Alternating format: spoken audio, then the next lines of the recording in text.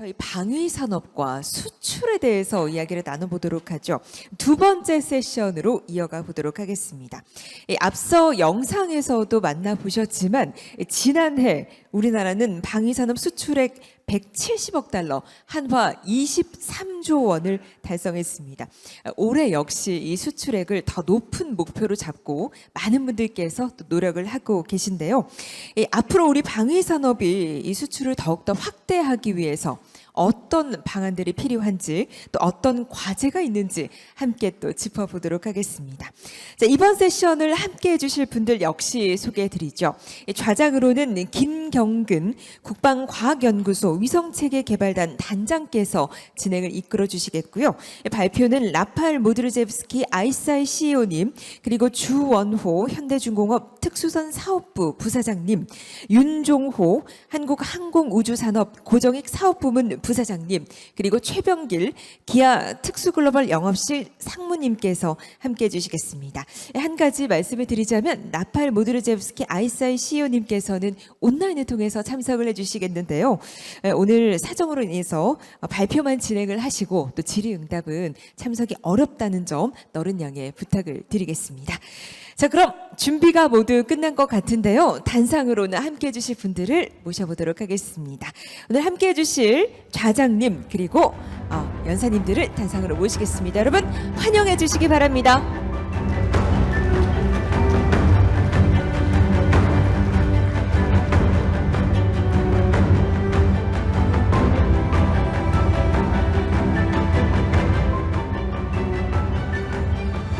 네, 그럼 이어서 저는 마이크를 김경근 단장님께 넘기도록 하겠습니다. 부탁드립니다.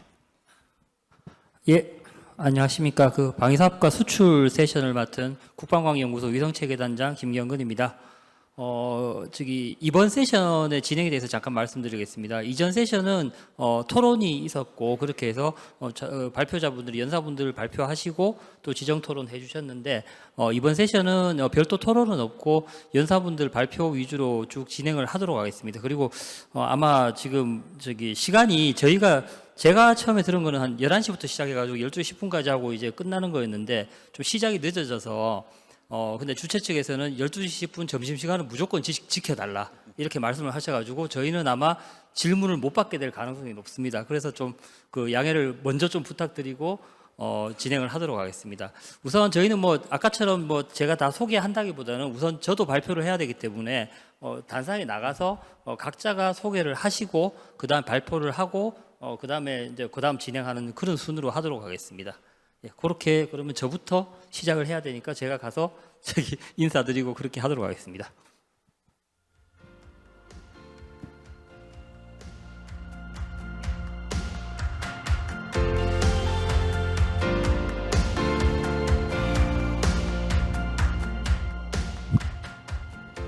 네, 다시 마이크가 조금 달라진 것 같아요.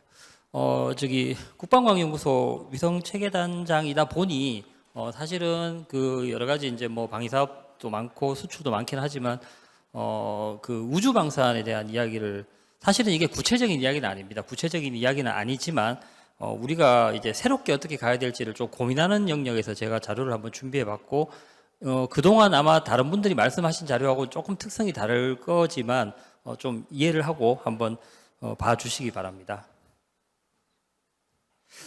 예, 우주 방산인데 갑자기 골드만삭스 리포트가 나왔습니다. 사실 이거 아시는 분들은 다 아실 건데 작년에 그 발간된 골드만삭스 리포트가 저는 우연찮게 봤는데 좀 깜짝 놀랄 이야기들이 있어서 그 우리나라에 지금 스트롱 코리아라는 이름으로 오늘 하긴 하지만은 이 몇십 년 후에도 계속 스트롱 할 건가 말 건가에 대한 문제를 다루었던 이야기가 있어서 조금 놀래서 사실은 이제 그 내용을 좀 자세히 봤고 그런 내용을 사실 오늘 이야기 좀 접목시켜 봤습니다.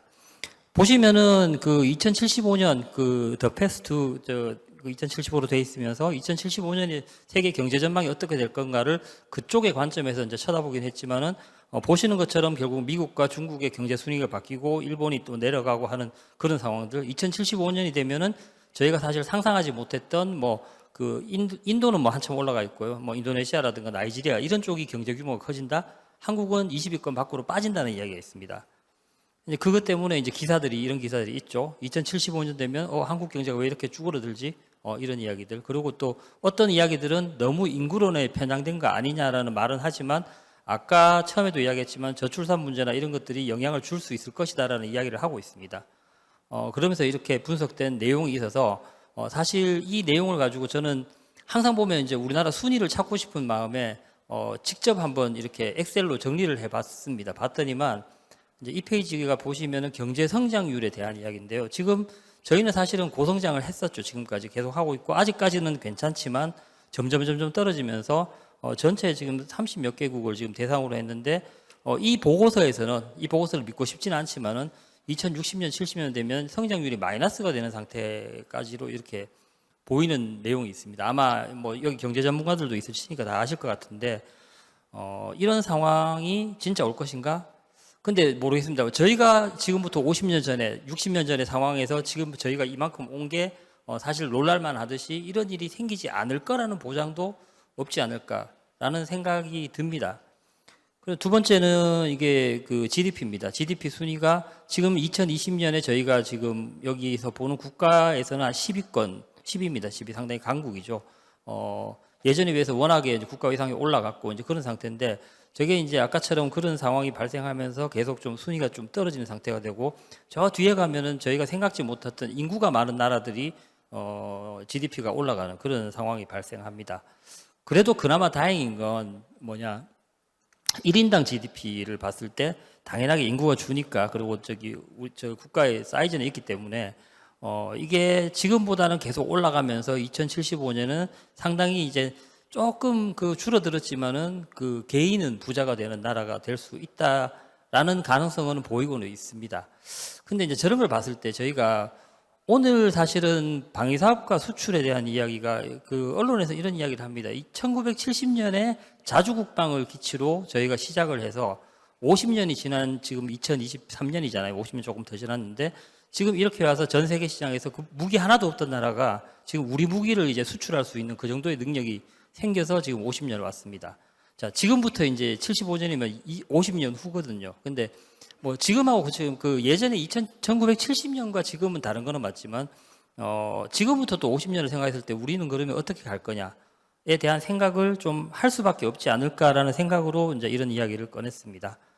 국가에서는 결국은 그동안 했던 걸로 계속 저희가 예전에는 아시겠지만 저희가 뭐 건설, 중공업 뭐 그런 쪽으로 했다가 제조업도 이제 반도체 쪽으로 돌아섰다가 지금은 사실은 그 다음 산업으로 나가야 되다 보니까 작년에 이제 그 과기정통부에서는 국가 전략기술이라고 해서 여러 가지 기술들을 했고 그 중에 이제 뭐 우주항공 해양도 있고 여기 적혀 있지는 않지만 이런 게 파생돼서 방위산업 수출이라는 게 이제 발생을 했습니다. 그래서 이런 쪽으로 지금 전략 산업에 대한 걸 잡긴 했지만 결국 중요한 거는 뭐냐면은 제가 볼 때는 제가 이제 이런 말씀 드리는 거 저는 원래 지금은 현재 위성 개발을 하고 있지만 예전에는 사실은 그 미사일 개발을 했었습니다. 근데 제가 경험 국방과학연구소 들어와서 제가 20 몇 년 됐는데 정확하게 말씀드릴 수 있는 거는 예전에는 저희가 무슨 시스템을 개발하면 항상 샘플이 있었습니다. 뭐처럼 만들어야 된다라고 하다가 어느 순간 안보 위협이 좀 심각해지면서 그게 아니고 질문이 이렇게 나옵니다. 처음에는 야 뭐처럼 만들어야 되냐라는 질문을 하다가 나중에는 요구사항이 정확하게 뭐냐면은 새로운 걸 만들어야 되는 쪽으로 가는 거죠. 그 말은 뭐냐면 저희의 경제 성장은 지금까지는 그 패스트 팔로워 다 아시겠지만 그렇게 와서 워낙 그런 걸 잘 하니까 지금까지 잘 왔지만 이제는 저희가 혁신을 통해서 퍼스트 무버로 바뀌지 않으면 아까 보여드린 저런 걸 극복하기가 쉽지 않을 것 같다. 똑같은 상황도 당연히 지금이야 저희가 그 173억 불을 해가지고 이제 올해도 더 많아지고 하겠지만 그 방위사업 수출을 이야기를 하지만은 지금에 안주할 수 없기 때문에 저희가 새로운 방향으로 가야 될 거라고 생각하고 이제 이런 내용을 말씀을 드립니다. 뭐 그 중에 하나가 그런 게 있습니다.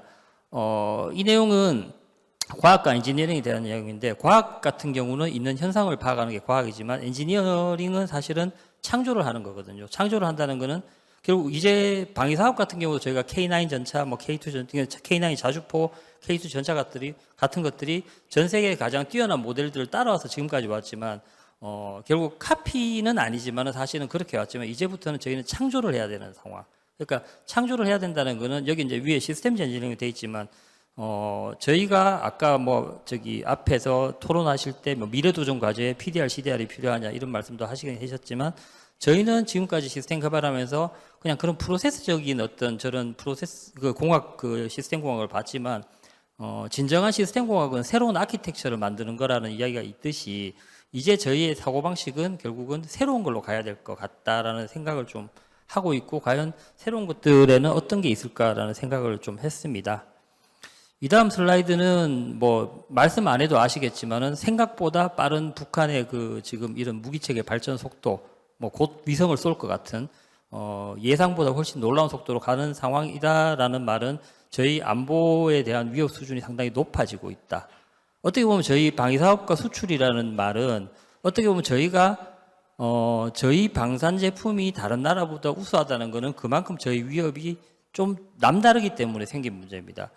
결국은 거기서부터 저희는 새로운 걸 또 어떻게 보면 찾을 수 있는 기회가 될 수도 있다는 생각이 들어서 그런 말씀을 드리는 거고 지금 제가 이제 결국 우주 방산을 이야기하는 건 뭐냐면은 지금 북한과 저희는 미사일 경쟁이 심각한 상태인데 결국은 이거 보시면은 예전에 구소련과 미국과의 경쟁에서 결국은 우주 경쟁 이야기인데 미국이 아폴로 프로젝트를 시작해서 세턴5로 달을 갔을 때 소련은 N1 로켓이라는 걸 만들어서 시도를 했지만은 결국은 실패를 했고 또 왕복선 프로그램을 했을 때도 똑같이 소련은 비슷한 그 뷰란 우주선을 만들어서 했지만 결국은 뭐냐면 경제력 때문에 무너졌죠. 물론 이게 원인은 아니겠지만 하나의 원인이 된 건데 제가 보는 저희의 지금 이제 안보적인 해결 방법은 결국 뭐냐면은 저희의 비대칭 능력은 경제력이고 그 경제력을 가지고 결국은 우리의 뉴스페이스 전략, 결국은 방위산업과 우주산업과 이런 걸 융합해가지고 새로운 전략적 환경을 통해서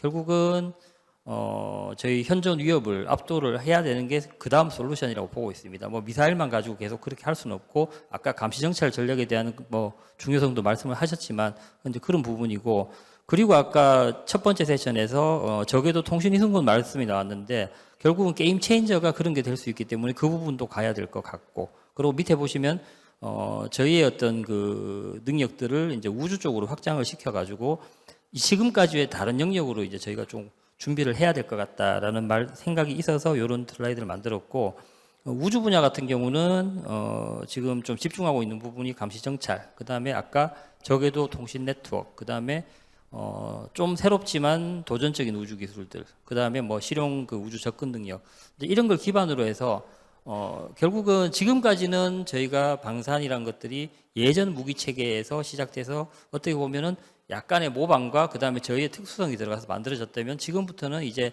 새로운 영역으로 결국 우리의 안보 환경까지 극복할 수 있는 쪽으로 가줘야 그게 나중에는 결국은 국가 경제까지도 연결될 수 있을 것이라는 생각하에서 이제 이런 내용을 한번 만들어 봤습니다. 이 부분은 뭐 아까 데이터에 대한 이야기도 있었지만은 결국은 스페이스에서 나오는 그런 산업들을 갖다가 우리가 활용할 수 있는 이야기를 간단하게 좀 언급을 했고요.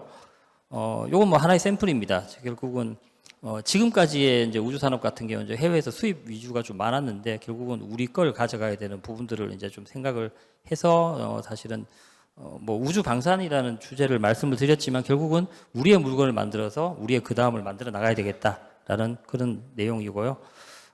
요거는 뭐 아직 제 개인적인 생각이긴 하지만 그 새로운 산업을 갈 때 저희는 그동안 이제 성장을 해야 되기 때문에 대기업 위주의 어떤 그런 그 정책들을 가져갔다면은 국가에서는 이제부터는 새로운 산업을 갈 때는 조금 좀 새로운 생각으로 스타트업이라든가 그 이노베이션 레이어라는 게 이제 그런 건데 뭐 학교라든가 그런 쪽에 생각하는 새로운 생각들을 무시하지 말고 그거를 좀 앞에 세워놓고 뒤에 결국은 그동안 저희가 갖추고 있던 생산 능력들, 제작 능력들이 있는 대기업들, 중소기업들을 파운데이션 레이어라는 그런 개념으로 가지고 어떤 그 정부는 그런 걸 기반할 수 있는 정책을 만들어야 되지 않을까라는 생각이 있어서 이런 그림을 한번 그려봤습니다. 시간이 보니까 많이 짧네요. 10분이. 그래서 지금 결국은 지금 K 방산으로 이제 시작을 했지만 저희는 미래를 위해서 지금 제가 이런 말씀 드리는 건 사실 어떻게 보면 약간의 절박감도 있습니다. 두 가지 절박감이 있는데 우리나라가 계속 이 정도 어떤 국력을 유지할 수 있을 것인가. 근데 해야 될 것 같고 그 다음에 지금 현재 안보 환경 자체가 만만치 않기 때문에 그 부분을 어떻게 극복할 것인가. 저 같은 경우는 그걸 국방과학 연구소의 입장에서는 이제 스페이스 필드로 본 거고요. 이제 그게 결국은 산업하고 연계시켜야 될 것 같고 그렇게 하면서 우리는 새로운 걸 창조해 나가면서 나중에는 결국 이게 K 방산에서 K 우주 방산으로 확장되어야 할 것 같다라는 생각을 가지고 이번 발표를 준비했고 이렇게 말씀을 드렸습니다. 뭐 질문이 있으시겠지만 질문은 나중에 별도로 따로 만나서 한번 해주시는 걸로 하고 제 발표는 이걸로 마치도록 하겠습니다. 감사합니다.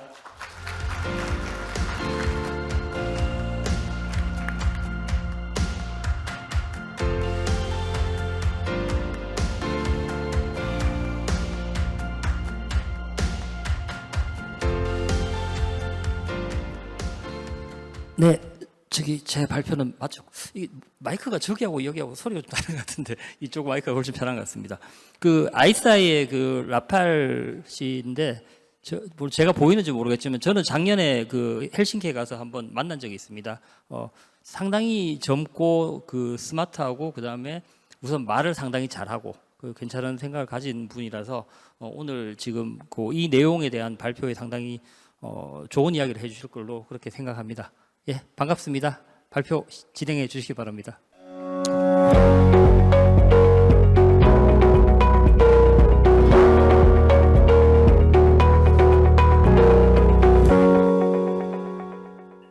I do remember indeed our meeting in Helsinki. It was a pleasure to host you over here in our offices. And thank you very much for the compliments. I hope I will be able to stand the trial over here and deliver a presentation that is as good as expected. I'd like to speak about ICEYE. I am the CEO of a company called ICEYE. I would like to introduce our desire to work very closely with Korea and for Korean national requirements and its security. And I'm very glad that space has been mentioned already in the previous speech, as I do believe that space is becoming a vital part of the defense posture and something that we need to look closely at. So ICEYE is a pioneer in the new space small SAR satellites. SAR stands for Synthetic Aperture Radar, or a radar imaging sensor that allows us to see through clouds and darkness. Since we launched our first miniaturized SAR in 2018, which was the first miniaturized SAR ever, it has only been 4 years, and we've actually advanced since then all the way to what we call Generation 4 with 1.2 gigahertz bandwidth.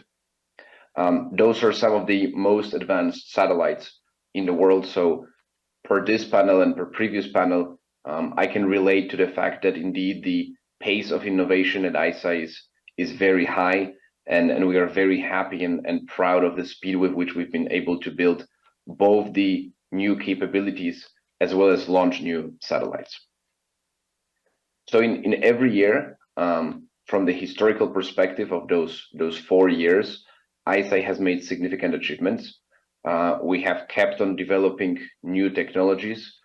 We have kept on unlocking new capabilities for our customers and our partners. We have kept on offering new capabilities to the users, and of course, we have kept on launching more and more satellites. Until today, we have launched over 24 of those microsar satellites, and you can see actually a picture of. You will be able to see a picture of some of them in just one moment. So as said, indeed today, we do own and operate world's largest SAR constellation.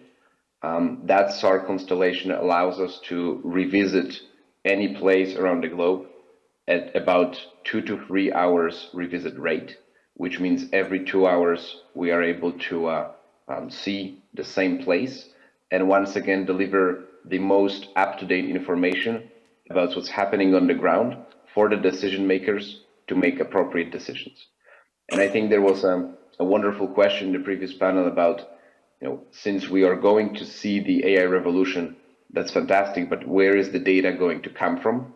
And the answer, of course, was very good as well. The data must come from sources which are reliable, fast, and those ones that we can trust. I believe that space-based reconnaissance is in such source of data. And with the ability to revisit any place around the globe every 2 hours, you not only have a data which is trustworthy, but also you have data which is fast. And on this slide, you can see both one of our launches as well as the satellites, free of ICE satellites attached to the Falcon 9 rocket. This is a progress that I have been speaking about. This is how the different generations of ICE satellites have changed. The pictures, of course, or the diagrams are just to show a sense of what has changed. Naturally, the satellites are a little bit more different than that, but you can see that they have been improving in bandwidth, and thus in turn in resolution.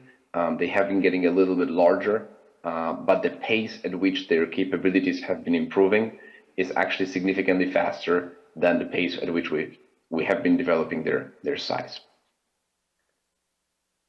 The satellite in generation 3, which is the satellite that you can see on the screen, is currently the core system that exists within our constellation. Is also the core system that is being manufactured out of our satellite manufacturing facility over here in Helsinki, and the second manufacturing facility that we have in the United States.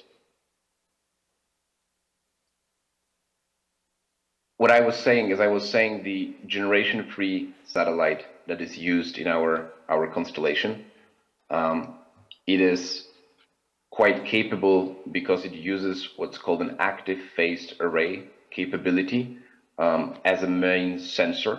An active phased array is an antenna or an array of antennas where each antenna separately can be controlled in terms of its phase and amplitude, and that allows us to steer the beam electronically very, very quickly. And as such, from the perspective of creating different modes, we can go back and create a very wide imaging capability, which is a ScanSAR mode that's designed for maritime monitoring or large area monitoring. But of course, then we can focus the beam and create a spotlight mode, or even better, what we call the dwell mode, which allows us to see very fine detail.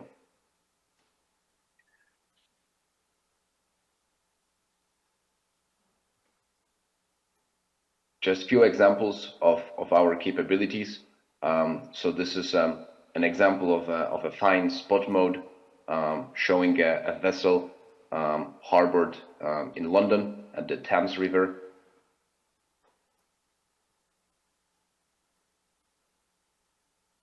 Here we have an airport. Another example of a 5. This is a half meter resolution, so 50 centimeter resolution mode. And of course, the aircraft is very clearly visible. So North Korea has been mentioned, of course, before, and this is a spot fine showing bridges that have been developed over a stream. Another shot of spot fine from North Korea. In this particular one, you can identify a tower, an antenna tower that has been erected quite recently. And as you can see, you can identify those details in very small pieces of the frame, but the frame itself remains actually very large. So the amount of information provided to you is really, really, really large. Another shot, this time of a aircraft carrier, and this is particularly at a naval base in China.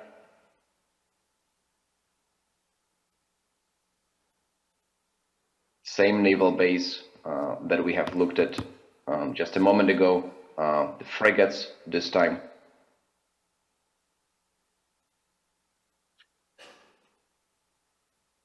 And with the next slide, I'd like to stop for a moment. I hope it will show us as two interchanging pictures. ICE has developed a unique capability which we called daily ground track repeat. It allows us to revisit the same location with preserved geometry, which means that not only amplitude is the same, but also all the angles and phase is preserved. That allows an unprecedented capability for change detection. And really, when we are analyzing a lot of data, especially in a digital format like picture, ability to detect change very quickly is of extreme importance.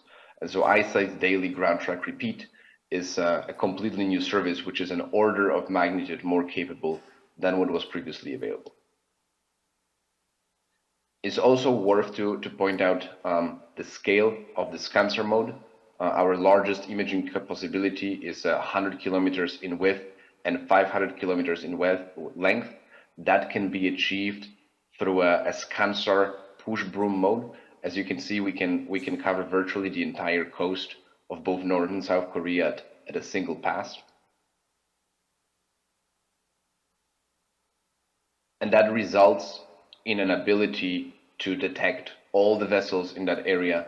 Naturally, this is part of the snapshot or part of a ScanSAR mode, but we can make the vessels detected, and that is used for maritime domain awareness.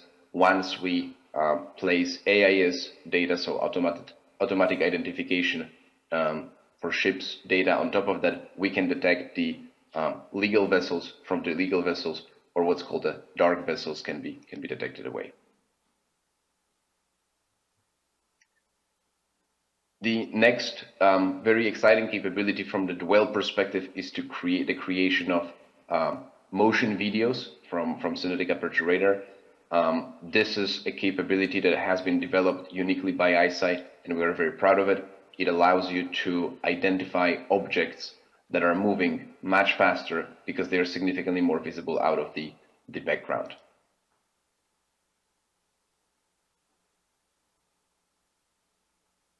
I'm happy to show you the capabilities of the newest development of ICEYE. This is a Generation 4 satellite.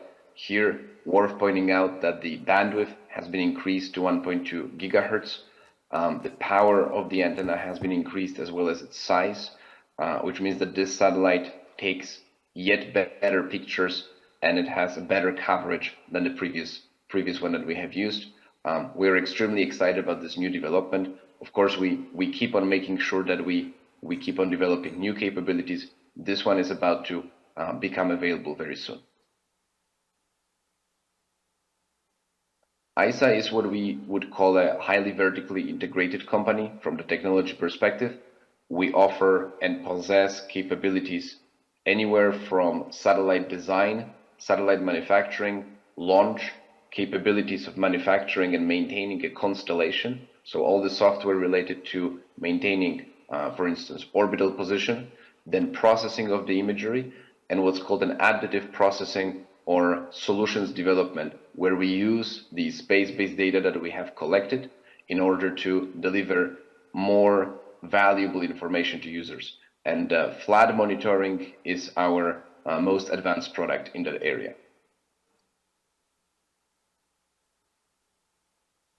We continue to launch more and more satellites.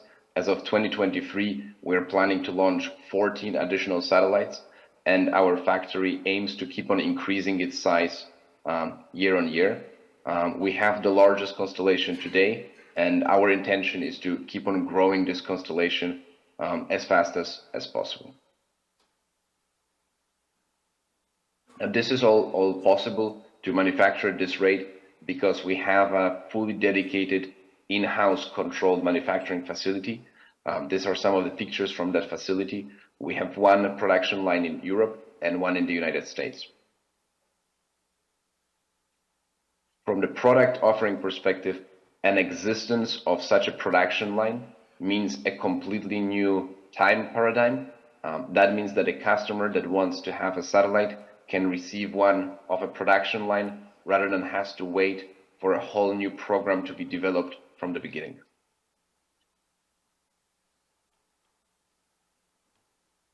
It is my belief that ICEYE today is the only organization in the world that can deliver a high precision, so advanced synthetic aperture radar satellites at the speed that the production line allows us to put in place. I will speak now a little bit about the global presence of ICEYE. We are a company that has started in Finland. I'm actually very proud to say that today is 50th anniversary of Finland Korean relationships. We are going to celebrate it over here actually quite soon. But as you can see, we have many offices, over 11 offices around the world. And recently, we have actually started our newest office in Seoul, Korea.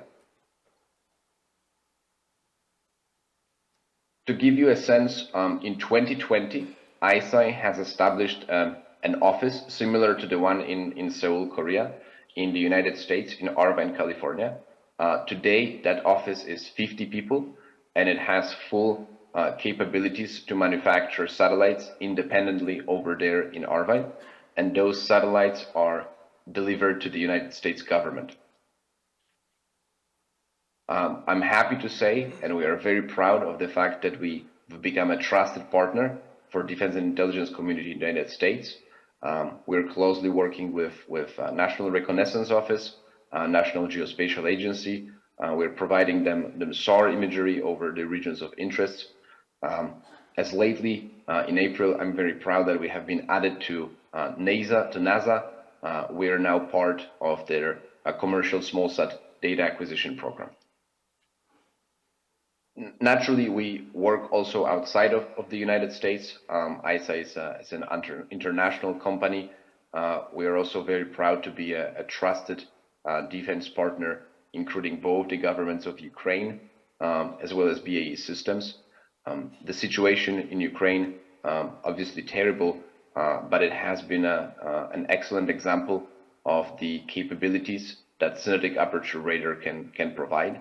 And we have been extremely proud to be able to support the government in Ukraine and the Ukrainian Department of Defense to the extent that they have requested a satellite of their own, which we have been keen to provide. And since then, they have been using a dedicated space-based capacity of their own. I believe that we understand the requirements of the Republic of Korea for its national security, as well as space industry and technology development. During the past several months, ICEYE has made it very public that we intend to cooperate with Korea. We see Korea as an excellent and strong partner, and we see this as a location of our future development. Because of that, I would like to present to you a plan that we have put together on what could we offer. So as a step number one, we could immediately make ICEYE data available to Korea from the constellation that already is in place. As a second point, we could offer ICEYE satellites to be built in Korea to meet Korea's sat intelligence asset requirements and help Korea to have its full SAR satellite operational capability as early as 2026, given the way the manufacturing happens. Then further, we can copy the same program as we did in the United States, and we could support Korea's small SAR satellite constellation development program with our experience in how to execute on innovation fast. And so with this cooperation in place, we would be very happy to go further, potentially joint development with some of the Korean organization to not only allow for capability to be a fast follower, but to allow for a proactive innovation in Korea as our partner jointly with ICEYE. And I'm happy to say that we are already in a dialogue with some of Korean space industries and stakeholders, and we hope to substantiate this opportunity and convert some of those dialogues into tangible and mutually beneficial cooperation programs. And I'm certain that this is going to happen soon. With this, once again, thank you very much for having me. Apologies for the small IT hiccup, but it was a pleasure to present to you, and I hope you have found this presentation interesting. Thank you very much. 고맙습니다.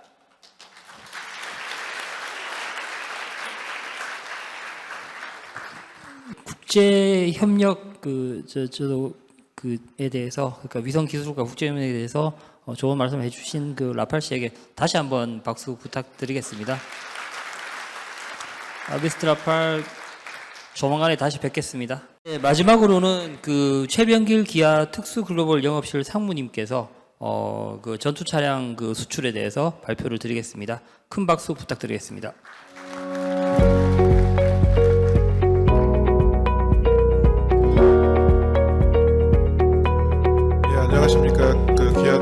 사업부에서 근무하고 있는 최병길입니다.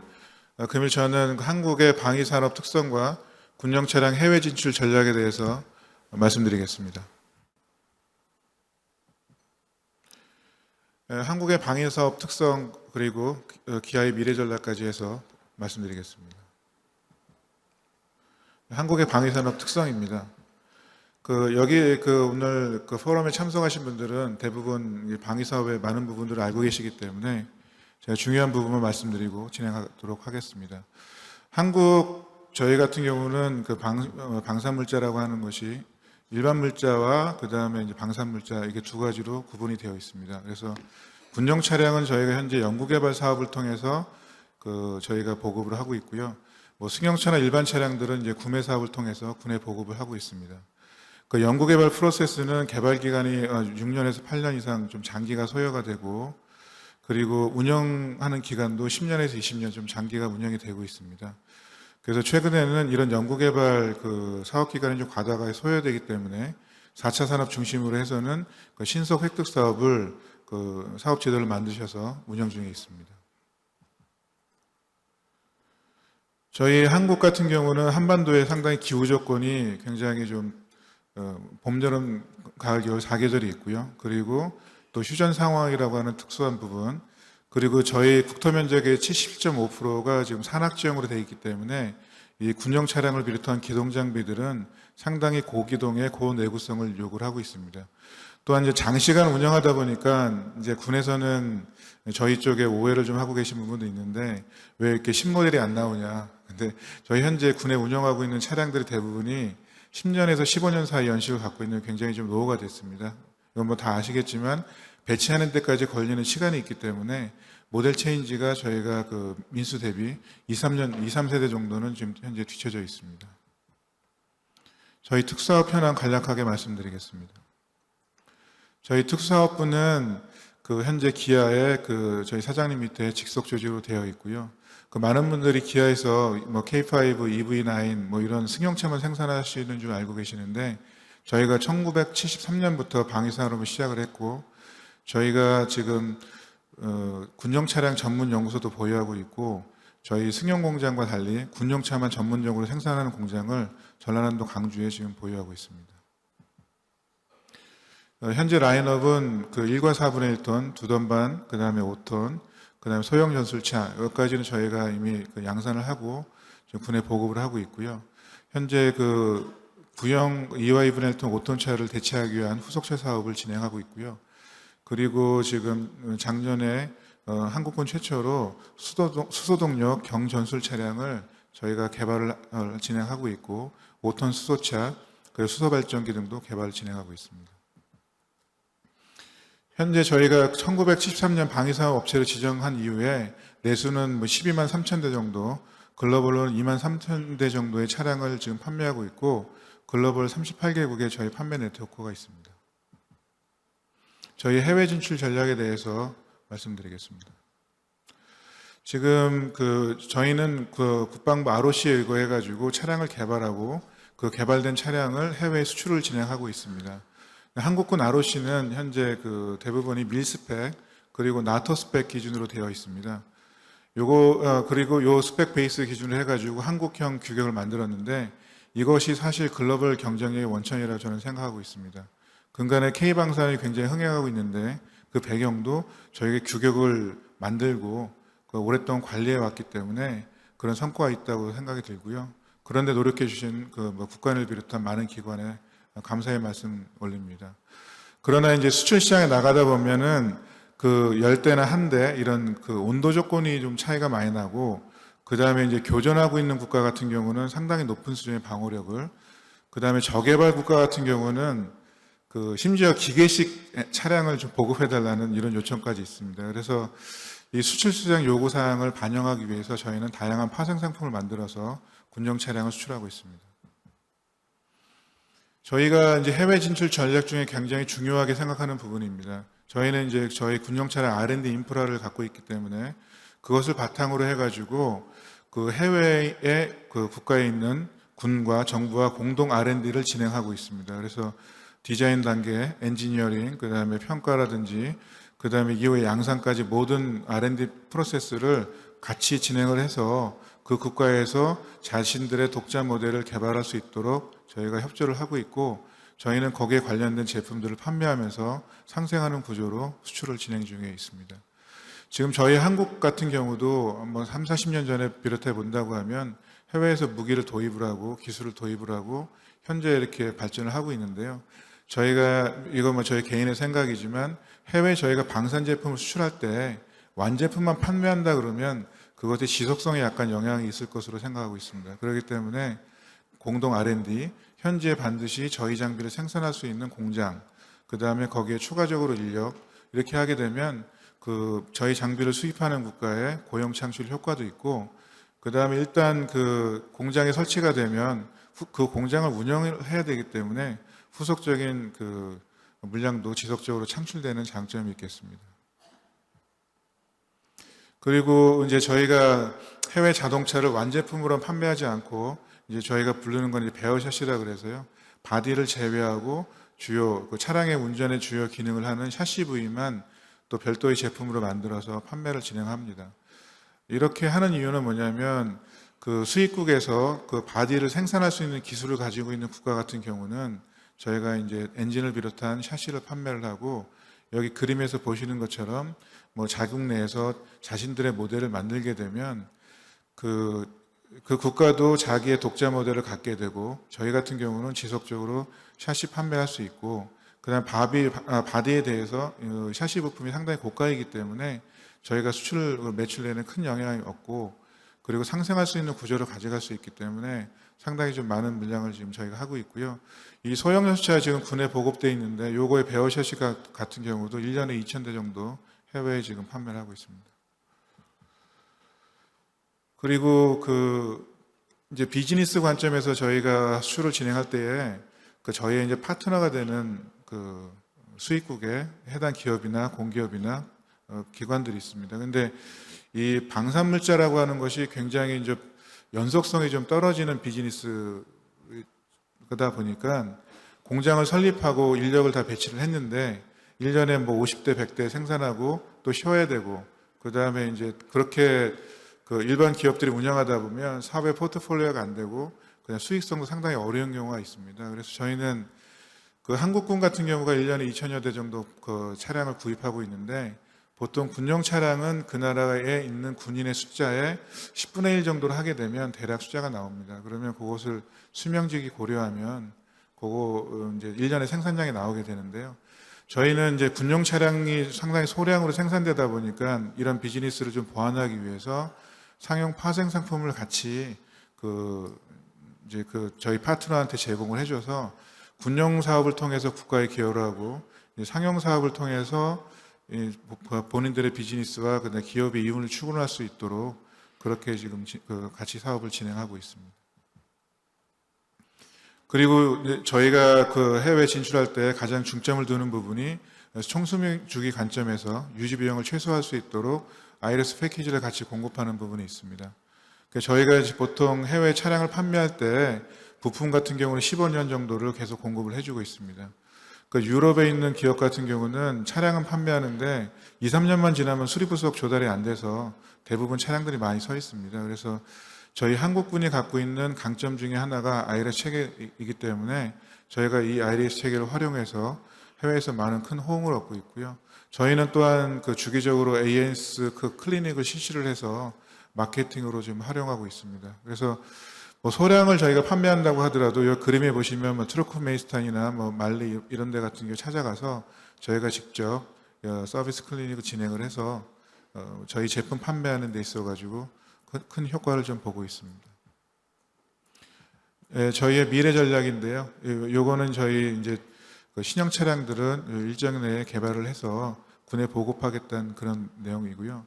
제가 수출을 얘기하는데 왜 미래 전략을 갑자기 뜬금없이 나왔냐, 잠깐 배경을 설명드리면, 저희가 지금 수소에 관련된 모빌리티를 이제 군용 수소 모빌리티, 그다음 수소 충전 차량, 이동용 수소 발전기, 그다음에 야전에서 수소를 직접 생산할 수 있는 수소 리포머까지 다 패키지로 구축을 해놨습니다. 근데 해외에 저희가 수출을 하러 가게 되면 그분들이 현재 운영하고 있는 장비만 원하는 것이 아니라 미래의 그 전동화에 대한 부분도 상당히 욕구가 큽니다. 그래서 저희가 이런 미래 비전도 같이 보여드리고 현재의 제품을 판매하면서 미래 비전과 그다음에 향후에 이런 비즈니스를 지속적으로 할 수 있다는 점들을 강조하고 있습니다. 그래서 이런 것들이 저희가 실제 비즈니스 성사가 이루어질 때 그 장기적으로 그 저희가 수출을 진행할 수 있던 좀 백그라운드가 됐던 것 같습니다. 네, 감사합니다.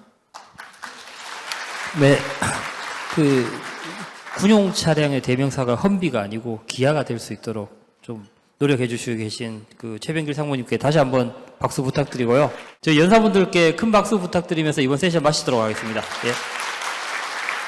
네, 두 번째 세션 함께 해주신 모든 분들께 감사 인사드리겠습니다. 고맙습니다. 네, 오늘 이 자리를 위해서 정말 주어진 시간이 아쉬울 정도로 많은 내용들도 준비를 해주셨는데요. 이 방위 산업 그리고 수출과 관련해서 각자 갖고 계신 이 노하우와 또 경험, 경쟁력까지 소개를 해주셨습니다. 서두에 말씀을 또 드렸던 것처럼 올해 더 높은 목표를 달성하기 위해서 역시 많은 노력이 필요하겠죠. 좋은 소식 들려오기를 기대하도록 하겠습니다.